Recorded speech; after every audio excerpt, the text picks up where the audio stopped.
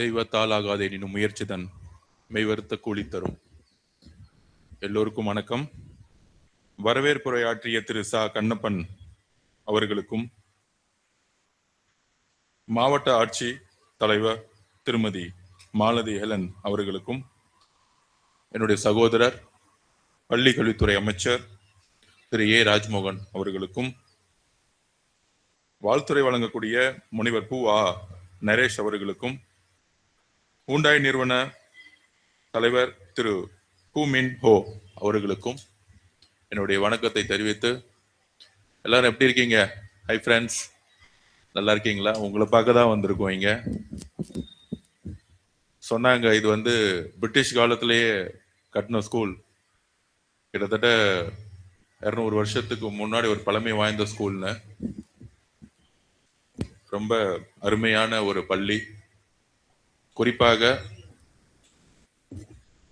Girls மட்டும் இருக்கக்கூடிய ஒரு பழமை வாய்ந்த ஒரு பள்ளி.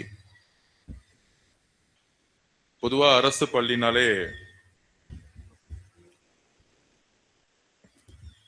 என்னுடைய அனுபவத்துல உங்களுக்குலாம் ஒண்ணு தெரியுமா? நானும் உங்களை மாதிரி தான் அரசு பள்ளியில தமிழ் மீடியத்துல உங்களை மாதிரியே படிச்சு வளர்ந்தேன். இங்க நான் நிக்கிறதுக்கு முக்கியமான காரணம் அரசு பள்ளி தான். தமிழ் வழி கல்வியில படித்தத பெருமையா எப்பயுமே சொல்லுவேன். என்னோட சிந்தனை எல்லாமே தமிழ்ல இருக்கும். இங்க நான் முக்கியமா நிக்கிறதுக்கு காரணம் என்னுடைய ஆசிரியர்கள். நான் தனிமையா இருக்கும் பொழுது என்ன ஒரு ஸ்கூல்ல ஒரு சின்ன ஒரு லைப்ரரி இருக்கும், அந்த லைப்ரரிக்குள்ள போய் உள்ள விட்டாங்க. அப்ப அப்படியே படிக்க ஆரம்பிச்சது. அப்ப என்னுடைய டீச்சர் சொல்லும்போது, நீ எப்பெல்லாம் சோகமா இருக்கியோ அப்பெல்லாம் நல்ல தலைவர்களுடைய புக் எல்லாம் கையில கொடுத்தாங்க. அப்படி கையில கொடுத்த புக்கு தான் ஃபர்ஸ்ட் பேரறிஞர் அண்ணாவுடைய புத்தகம்,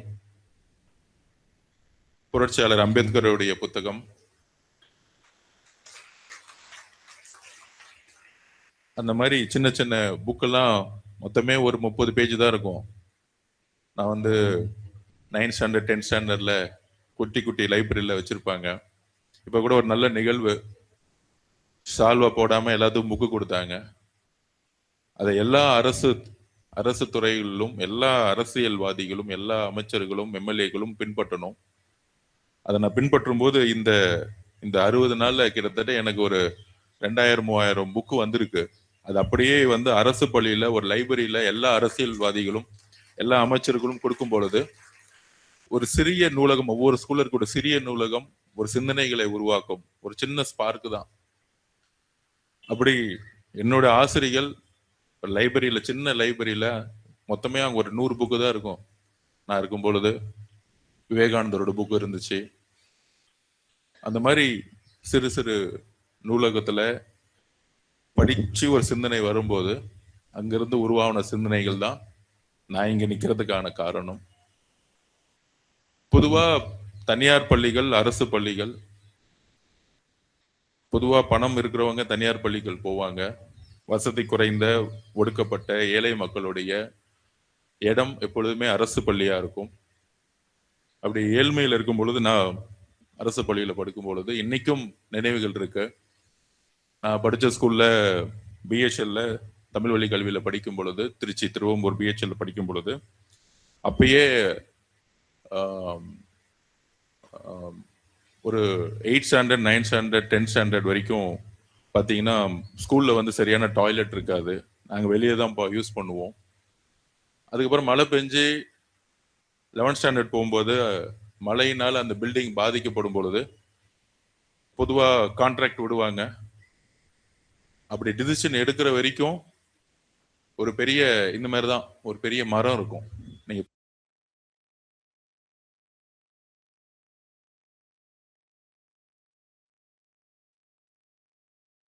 ஏன்னா ஸ்போர்ட்ஸ்மேன், நாங்கள் ஸ்போர்ட்ஸ்மேன் பண்ணும்போது ஒகேஷனல் குரூப் 11th 12th ஸ்போர்ட்ஸ்மேனுக்குன்னு ஒரு குரூப் இருக்கும். எப்பயுமே ஒகேஷனல் குரூப்னு சொல்லுவோம், மெக்கானிக்கல் குரூப் ஓஎஸ் குரூப்னு சொல்லுவோம்.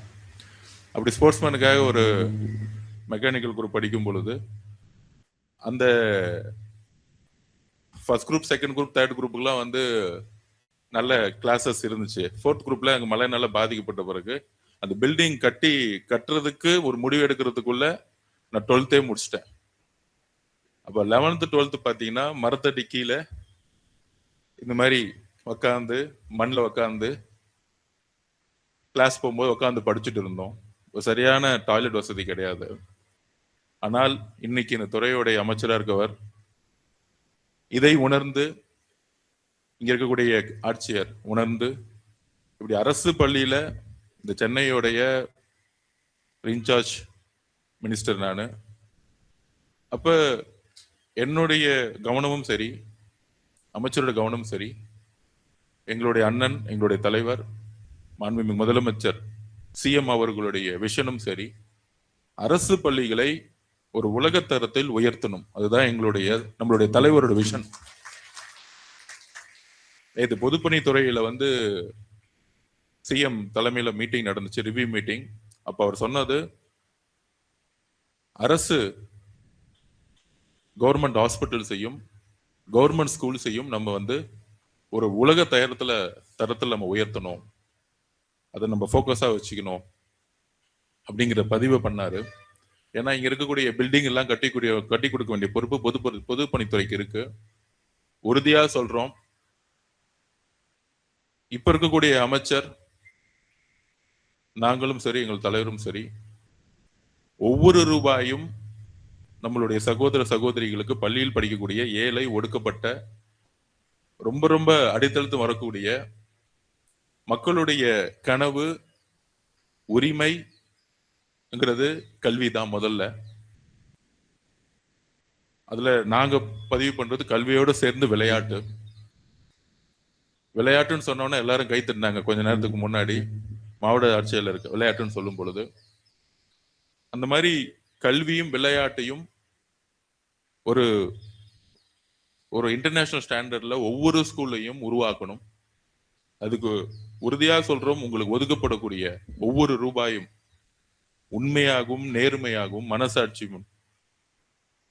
சத்துணவு ஊழல் நடக்கும், முட்டை ஊழல் நடக்கும், பில்டிங் கட்டுறேன்னு சொல்லிட்டு பில்டிங் சரியா கட்டியிருக்க மாட்டாங்க, டாய்லெட் கட்டிட்டு சரியா கட்ட முடியாது.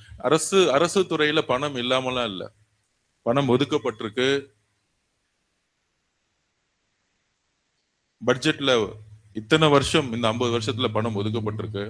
ஆனா அது முறையாக இம்ப்ளிமெண்ட் பண்ணல, முறையாக செலவு செய்யல. ஒரு துர்பாக்கியமான நிலைமை என்னன்னா, அமைச்சர்கள் தனியார் கல்வியில தன்னுடைய மகன் மகள்களை சேர்த்தது கூட, ஒவ்வொரு அமைச்சர்களும் தனியார் கல்வி நிறுவனங்களை உருவாக்குனாங்கல்ல, அதுதான் பிரச்சனை. அதுதான் ஒரு கவர்மெண்ட் ஸ்கூலுடைய ஃபெயிலியர். ஸோ எதை பேசணுமா? ஸோ இந்த மாதிரி அரசு துறையை வளப்படுத்தக்கூடிய ஒரு இடத்துல இருந்து, அது கவர்மெண்ட் ஸ்கூல்ல இருந்து தன்னுடைய குடும்பம், தன்னுடைய மக்களுக்காக தனியார் நிறுவனங்கள் உருவாக்கும் பொழுது, அமைச்சர்களாக இருந்தாலும் அரசியல்வாதியாக இருக்கும் போது, அரசு துறை இருக்கக்கூடிய பள்ளிகள் குவாலிட்டி டவுன் ஆச்சு. அரசு துறையில் இருக்கக்கூடிய கல்லூரிகள் குவாலிட்டி டவுன் ஆச்சு. இந்த மாதிரி இடம் ஒரு பிரைவேட் ஸ்கூல்ஸே கிடையாது. சிட்டியில இருக்கு, இந்த மாதிரி இடம் கிடையாது. ஆனா அவுட் சைட்ல இருக்க தனியார் நிறுவனங்கள் மக்கள் தேடி போறாங்க. ஏன் அப்படின்னா, அதுக்கான இன்ஃப்ராஸ்ட்ரக்சர், நல்ல உக்காந்து குழந்தை படிக்கக்கூடிய நல்ல பெஞ்சு, நல்ல காற்றோட்டமான ஒரு கிளாஸ் ரூம், நல்ல டாய்லெட், இங்க இருக்கக்கூடிய டீச்சர்ஸ்க்கான நாலேஜ், பெரிய நாலேஜ். அரசு துறையில் இருக்கக்கூடிய ஒவ்வொரு டீச்சருக்கும் பெரிய நாலேஜ் இருக்கு. ஆனா இடம் பற்றாக்குறை. 1 லட்சம் பேர் இருக்க இடத்துல 30,000 பேர் 40,000 பேர் இருக்கக்கூடிய நிலைமை. இதெல்லாம் 20-30 வருஷ பிரச்சனை. இதெல்லாம் நம்மளுடைய முதல்வரும் சரி, நம்மளுடைய அமைச்சரும் சரி, ஒவ்வொரு நொடியும் அதை செய்ய எப்படி சாத்தியப்படுத்தணும், எதையும் மாற்றணும் அப்படின்னு ஒரு சிந்தனை வரணும்ல. இதை மாத்தணும்னு சிந்தனை வரணும்ல. அந்த சிந்தனை இது வரைக்கும் வந்ததே கிடையாது. இதுதான் எங்களுடைய கோபம்.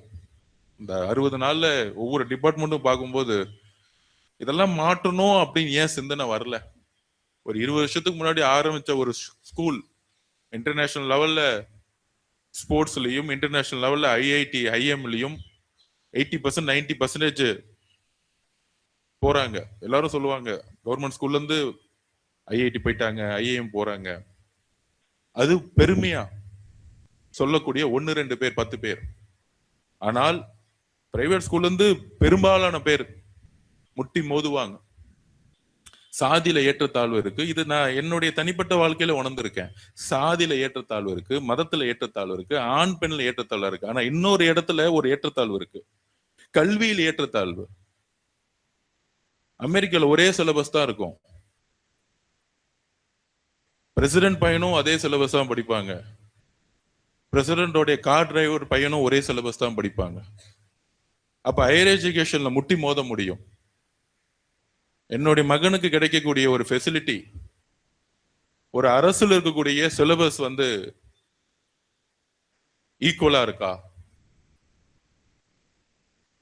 அப்ப அந்த அந்த மிகப்பெரிய 50 வருஷத்தோடைய கடமை, ஒரு புதிய தலைமுறையை உருவாக்கக்கூடிய பொறுப்பு என்னுடைய சகோதரர் திரு ராஜ்மோகன் அவர்களுக்கும் கரெக்டான இடத்துல கரெக்டா மாண்புமிகு முதலமைச்சர் ஒருத்தர் உருவாக்கி இருக்காரு. ஏன்னா அவரும் ரொம்ப ஏழ்மையிலிருந்து வந்தவர், கல்விக்காக அவரும் போராடினவர். அப்ப முதல்ல ஒரு துறை நேர்மையானவர்கள் கையில கிடைக்கணும். அதுக்கப்புறம் உணர்ச்சி பூர்வமா ஒரு சிந்தனை வரணும், இதெல்லாம் மாத்தணும் அப்படின்னு ஒரு சிந்தனை வரணும்ல. அப்படி சிந்தனை இங்க இருக்கக்கூடிய ஒவ்வொரு அமைச்சர்களுக்கு இருக்கு. உணர்வு பூர்வமா நம்ம ஏழையா இருந்து வந்தோம், இன்னுமேட்டு வர தலைமுறை நம்ம கிடைக்காதெல்லாம் செய்யணும், அவங்க நல்ல சத்துணவு கிடைக்கணும். நான் சத்துணவு சாப்பிடும் போது பாத்தீங்கன்னா வெறும் மஞ்சள்ல தண்ணி மட்டும் தான் இருக்கும். அப்ப இன்னைக்கு இருக்கக்கூடிய ஒவ்வொரு விஷயமும் அது தன்னுடைய எஜுகேஷன் மினிஸ்டர் சகோதரர் சொல்லும் போது, பசங்க நம்ம முதலமைச்சர் சொன்ன மாதிரி நல்ல சாப்பாடு சாப்பிடணும், நல்ல குவாலிட்டியான ஒரு சாப்பாடு நம்ம வீட்டுல உட்காந்து சாப்பிட்டா எப்படிமா அது மாதிரி நம்ம குழந்தைங்க சாப்பிடணும். இதுதான் எங்களுடைய கனவு. இப்ப இதுதான் இது செய்யறதுக்கு தான் இங்க வந்து உட்கார்ந்துட்டு இருக்கோம். அமைச்சர் எம்எல்ஏ எல்லாம் எங்களுக்கு அதுக்கப்புறம் அந்த சிந்தனை சகோதரர் ராஜ்மோகன் அவருக்கு இருக்கு, எங்களுடைய முதலமைச்சருக்கு இருக்கு. கண்டிப்பாக உறுதியாக 10 வருஷத்துல பாருங்க, மாண்புமிகு முதலமைச்சர் ஒரு மாடல் ஸ்கூலை இந்தியாவிலே பெஸ்ட் ஸ்கூலை உருவாக்குவார். அரசு நிறுவனங்களை நோக்கி எல்லாரும் வருவாங்க. அந்த காம்படிஷன் இருக்கும். இங்க இருக்கக்கூடிய ஒவ்வொரு ஏழை ஒடுக்கப்பட்ட சமூகத்தில் வரக்கூடிய எங்களுடைய சகோதர சகோதரிகள் 70-80% ஹையர் எஜுகேஷன்ல முட்டி மோதி ஜெயிப்பாங்க. ஏதோ 1-2 பேர் இல்ல, ஏதோ 10-20 பேர் இல்ல. அந்த ஒரு விஷனை உருவாக்கணும். ஏன்னா 60% இருக்கக்கூடிய நம்மளுடைய குழந்தைகள் ஃபீஸ் கட்ட முடியாம, தனியார் நிறுவனங்களுடைய ஃபீஸ் கட்ட முடியாம இங்க வரும் பொழுது அவர்களுக்கு சரிசமமாக நம்ம ஒரு எஜுகேஷன் கொடுக்கும் பொழுது நம்மளுடைய குழந்தைகள் எழுதி வச்சுக்கோங்க, உலக தரத்துல சாதிச்சு காமிப்பாங்க. ஏன்னா எல்லாம் இருக்கிறவங்க என்னைக்குமே சாதிச்சது இல்லை. ஒண்ணுமே இல்லாம பிரஷராய் மேல வராங்க பாத்தீங்களா, நம்ம தான் ஜெயிக்க முடியும். அது ஒரு உதாரணம் சொல்ல வேணா உங்களுக்கு, இங்கிலீஷ் தெரியல அதெல்லாம் கவலை வருத்தப்படாதீங்க. ஒரே ஒரு உதாரணம், எனக்கு சின்ன வயசுல வந்து நான் தமிழ் மீடியம் படிச்சுட்டு மெட்ராஸ் கிருஷ்ணங்கள் போகும்போது ஃபர்ஸ்ட் 1 இயர் எனக்கு சரியா இங்கிலீஷ் பேச வரல. அதுக்கு முன்னாடி 1 இயர் வந்து நான் திருச்சியில சென்ட் ஜோசப் காலேஜ்ல படித்தேன், எக்கனாமிக்ஸ் ஸ்போர்ட்ஸ் கோட்டால. அதுக்கப்புறம் சென்னையில வாய்ப்பு கிடைச்ச பிறகு நான் இங்க வந்தேன். அப்ப மித்தவங்க மாதிரி எனக்கு இங்கிலீஷ் பேச வராது. அப்போ ஒரு புக்கை கொடுத்தாரு, ஜெயக்குமார்னு ஒரு ப்ரொஃபசர் புக்கு கொடுத்தாரு. அந்த புக்கு என்னன்னா அப்துல் கலாமோட புக்கு, அக்னி சிறகுகள்னு ஒரு புக்கு. அவ்வளவு அழகா எழுதியிருப்பார். நம்மள மாதிரியே ஏபிஜே அப்துல் கலாம் அவர்கள் தமிழ் வழி கல்வியில் படித்தவர். அவங்க அப்பா வந்து மீனவ குடும்பம், ரொம்ப சாதாரண மீனவ குடும்பத்துல வந்தவர். காலையில எந்திரிச்சு முதல் வேலை என்ன செய்வாரு அப்துல் கலாம் அவர்கள்? வீட்டுல காசு இருக்காது அவங்க அப்பா கிட்ட, நியூஸ் பேப்பரை ஒவ்வொரு வீடா போய் போட்டிருக்காரு. வீட்டுல போய் போட்டு வளர்ந்த பையன் அவர். அப்படி நியூஸ் பேப்பரை போட்ட பையன் அதே நியூஸ் பேப்பர்ல ஹெட்லைன்ஸ் வந்தார்ல, அதுக்கு காரணம் தமிழ் வழி கல்வி படித்த ஒரு ஒரு ஸ்ட்ரென்த், கவர்மெண்ட் ஸ்கூல் உருவாக்கணும் கூட தன்னம்பிக்கை. எல்லாம் கிடைச்சவங்க சாதிக்க மாட்டாங்க. எதுவுமே கிடைக்காம முட்டி மோதி மோதி வராங்க பாத்தீங்கன்னா, அவங்களுக்கு தான் தன்னம்பிக்கை நம்பர் 1 ஆக்கும். அந்த தன்னம்பிக்கையை யாராலும் உடைக்க முடியாது. இந்த கார்ல இருந்து வந்த இறங்குற பையனுக்குலாம் உடைக்க முடியாது. நம்மலாம் கீழ இருந்து வந்திருக்கோம், சத்துணவு சாப்பிட்டு வந்திருக்கோம். நீ சத்துணவு சாப்பிட்டாலே அந்த ஸ்ட்ரென்த் வேற ஸ்ட்ரென்த். கரெக்ட் தானே? அதனால எங்க அப்பா இல்ல, அம்மா இல்ல, எனக்கெல்லாம் அம்மா அப்பா 5 வயசுல போயிட்டாங்க, இறந்துட்டாங்க. அதை பத்தி எல்லாம் கவலைப்படவே வேணாம். என்ன உருவாக்கியது அரசு பள்ளி தான், அங்க இருக்கக்கூடிய ஆசிரியர்கள் தான், மெட்ராஸ் கிறிஸ்டியன்கள் இந்த ப்ரொஃபசர்ஸ் தான். எனக்கான தன்னம்பிக்கை அவங்க தான் கொடுத்தாங்க. அப்பா அம்மா கொடுக்காத தன்னம்பிக்கையை என்னுடைய அரசு பள்ளியில என்னுடைய சமூக அறிவியல் டீச்சர் கொடுத்தாங்க. எப்ப? 8ஆம் கிளாஸ்ல கொடுத்தாங்க. மகாத்மா காந்தி வரலாறு படிக்கும் பொழுது, அம்பேத்கர் வரலாறு படிக்கும் பொழுது, வரலாறு படிக்கிறோம்ல நம்ம 8th standard 7th standard 9th ஸ்டாண்டர்ட்ல, அப்ப எனக்கு அந்த டீச்சர் கத்து கொடுத்தாங்க. நீங்களும் முயற்சி பண்ணா ஒரு 7 இருந்து வந்த அம்பேத்கர் மாதிரி நீங்களும் நல்லா படிக்கலாம். இது சொன்னது எங்க? அரசு பள்ளியில ஒரு சாதாரண ஒரு டீச்சர். எனக்கு தன்னம்பிக்கை அங்கதான் கொடுத்தாங்க 8ஆம் கிளாஸ்ல. அத நீ ஏதோ மார்க்குக்காக படிக்காத, ஒவ்வொரு வரியா படிங்க. சமூக அறிவியலை வரலாற்றுல ரொம்ப பிடிச்ச சப்ஜெக்ட் எனக்கு. 10th ஸ்டாண்டர்ட்ல மேக்ஸ் எல்லாம் பாத்தீங்கன்னா நான் 60 மார்க் தான் எடுத்திருப்பேன். ஆனா சமூக அறிவியல் எத்தனை மார்க் தெரியுமா? வரலாறுல நானு 92 மார்க். எனக்கு வரலாறு பிடிக்கும். அதுக்கான காரணம் ஆசிரியர், வரலாற்று ஆசிரியர், அந்த டீச்சர். ஒரு அப்பா அம்மா இல்லாத பையன்கிட்ட தனியா உக்காந்து அந்த புக்கை எடுத்து தமிழ்நாட்டு வரலாற்றையும் இந்திய வரலாறையும் அழகா சொல்லி கொடுத்து, எனக்கு புரியுமே சொல்லி கொடுத்து, உன்னாலையும் நினைச்சா ஒரு தலைவராக முடியும், உன்னாலையும் நினைச்சா ஒரு வரலாறு எழுத முடியும் அப்படின்னு ஒரு 8ஆம் கிளாஸ் புக்ல இருந்து அன்னைக்கு எனக்கு கிளாஸ் எடுத்தாங்க பாத்தீங்களா? அந்த டீச்சருக்காக தான் நான் இந்த ஃபங்க்ஷனுக்கு வந்தேன். ஏன்னா அப்பா அம்மா இல்லாம ஒண்ணு அப்பா அம்மா உருவாக்குவாங்க ஒரு குழந்தைய, இல்லைன்னா ஒரு ஆசிரியரால மட்டும்தான் உருவாக்க முடியும், வேற யாராலையும் உருவாக்க முடியாது. ஒரு குழந்தைய 2 பேரால தான் உருவாக்க முடியும். ஒரு நல்ல சமூகத்தை 2 பேரால தான் உருவாக்க முடியும். ஒண்ணு ஒரு அம்மா ஒரு அப்பா, இன்னொன்னு ஆசிரியர். இந்த 2 பேரும் தான் ஒரு சமூகத்தையே உருவாக்க முடியும். அரசியல்வாதியா ஜெயிக்கிற அமைச்சர்களோ மித்தவங்களோ கிடையாது. இந்த ஒரு சமூகத்தை உருவாக்குவது இந்த 2 பேரு தான். இந்த 2 பேரை சரியா பாத்துக்கிட்டா போதும், ஒரு நல்ல சமுதாயம் உருவாயிடும். அப்படி ஆசிரியர்களால் வளர்க்கப்பட்டவன் தான் நான். உணர்ச்சி பூர்வமா அந்த வரலாற்று கிளாஸ எடுப்பாங்க. அவங்க அப்படி பேச ஆரம்பிச்சாங்கன்னா அம்பேத்கர் பேசுற மாதிரியே இருக்கும். திடீர்னு பேச ஆரம்பிச்சாருன்னா காந்தி பேசுற மாதிரியே இருக்கும். அந்த மாதிரி வரலாறை 6th standard 7th standard 8th standard 9th standard அது மட்டுமே படிச்சு தமிழ் டீச்சர் இப்ப பேசினார் பாருங்க, வரவேற்பில் எவ்வளவு அழகா பேசினாரு. நம்ம சிஎம் ஃபங்க்ஷனுக்குலாம் அவரை கூப்பிடணும். அவ்வளவு அழகான தமிழ். இந்த தெய்வத்தால் ஆகாது இன்னும் முயற்சி தன் மெய்வர்த்த குளித்துறன் ஏன் சொல்றோம் அப்படின்னா, எனக்கு இது கத்து கொடுத்த தமிழ் வாத்தியார்.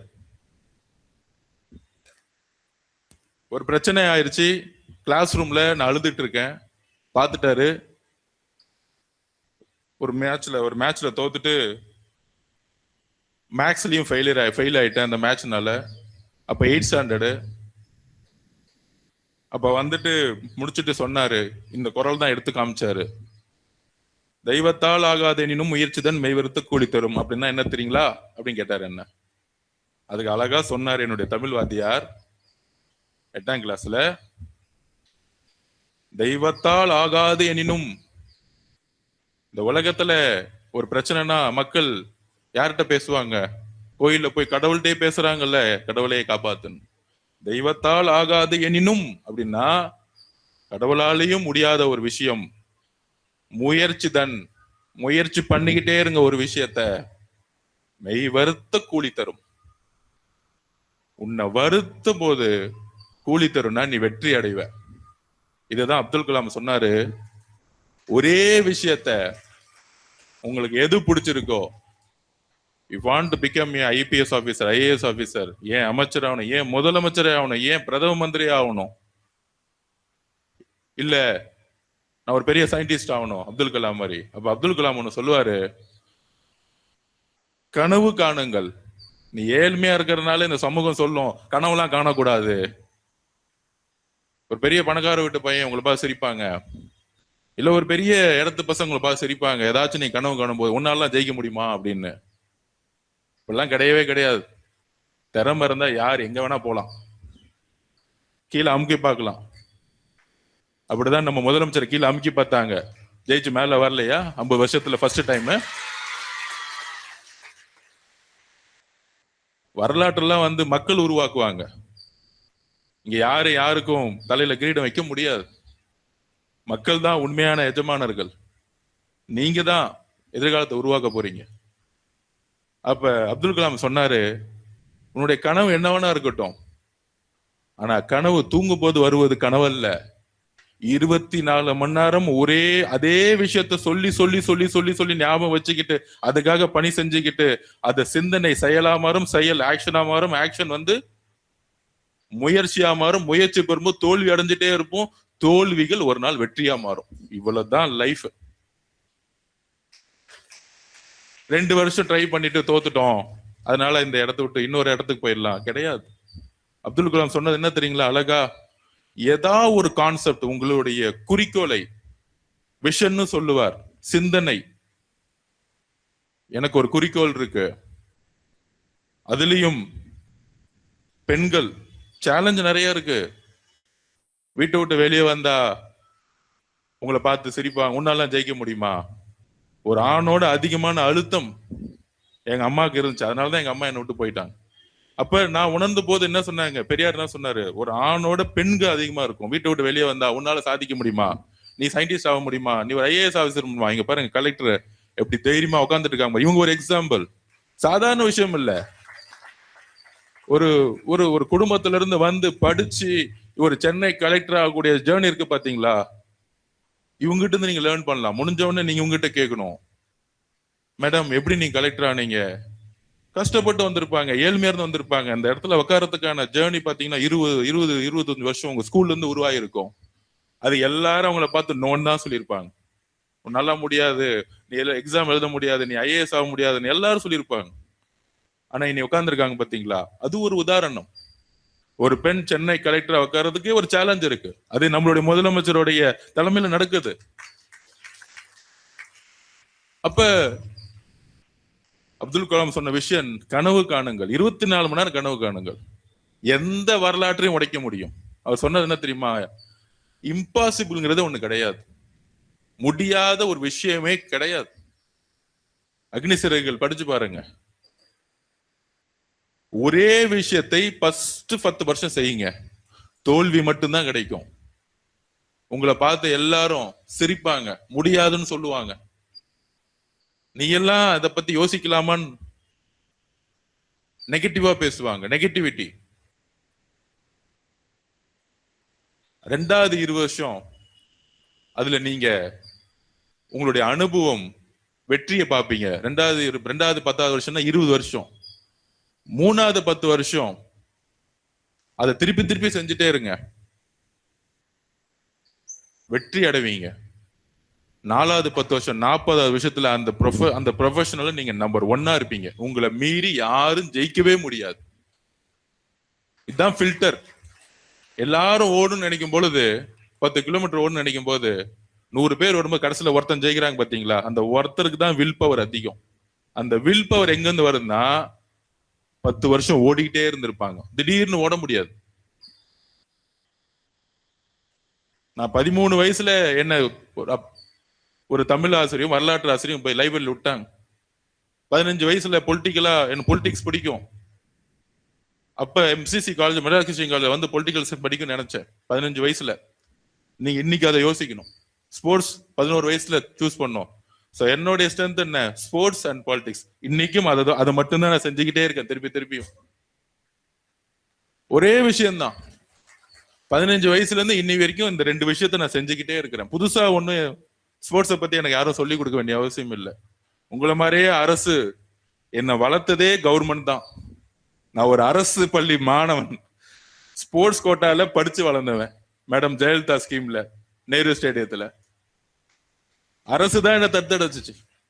அதனாலதான் இன்னைக்கு மேடம் கூப்பிட்டவனே, சகோதரர் கல்வி அமைச்சர் கூப்பிட்டோன்னே, எடுத்த உடனே இங்க வந்தேன். நான் உங்களை எல்லாம் பார்க்கணும், என்ன மாதிரி பில்டிங் கட்டணும், இங்க நம்ம முதலமைச்சர்கிட்ட சொல்லி இந்த 200 வருஷம் ஸ்கூலை நம்ம அடுத்தது எப்படி உலக தரத்துல உயர்த்தணும், உங்களுக்கு என்ன வேணும், முடிச்சுட்டு மேடையில பேசுறதில்ல, உங்க எல்லாம் பேசிட்டு நான் அமைச்சர் இங்க வந்து பார்த்துட்டு சத்துணவு கூடத்துக்கெல்லாம் போயிட்டு உங்களோட இருந்துட்டு இந்த ஸ்கூலை எப்படி மாத்தணும், இது மாதிரி ஒவ்வொரு ஸ்கூலையும் எப்படி மாத்தணும், உங்களுடைய கனவுகள் எப்படி நடக்கணும். ஒரு கவர்மெண்ட் ஸ்கூல்ல படிச்சவங்க பெரிய சயின்டிஸ்ட் ஆக முடியாதா? கவர்மெண்ட் ஸ்கூல்ல படிச்சவங்க நாளைக்கு ஒரு பெரிய மினிஸ்டர் ஆக முடியாதா? ஒரு பெரிய ஐஏஎஸ் ஆஃபீஸ் முடியாதா? ஐபிஎஸ் ஆஃபீஸர் முடியாதா? அந்த விதையை அதிகமா கொண்டு போகணும். அதோட சேர்ந்து அமைச்சர்கிட்ட ஆல்ரெடி நம்ம பேசியிருக்கோம், தமிழ்நாடு ஃபுல்லா ஸ்போர்ட்ஸை வந்து ஈக்குவலா கொண்டு வரணும். அது என்ன, வாரத்துக்கு 2 பீரியடு நான் முதலமைச்சர்கிட்ட சொல்லி வாரம் ஃபுல்லா ஸ்போர்ட்ஸ் பீரியட் நடக்கணும், டெய்லி நடக்கணும். பாரு, இங்கேயே சவுண்ட் கொடுத்துட்டாங்க. மேத்ஸ் கிளாஸ் டெய்லி நடக்குது, கரெக்டா? சயின்ஸ் கிளாஸ் டெய்லி நடக்குது, கரெக்டா? இங்கிலீஷ் கிளாஸ் கரெக்டா நடக்குது, தமிழ் கிளாஸ் நடக்குது, எல்லா கிளாஸும் நடக்குது. அது என்ன பிடி விட்டு வாரத்துல 2 நாள்,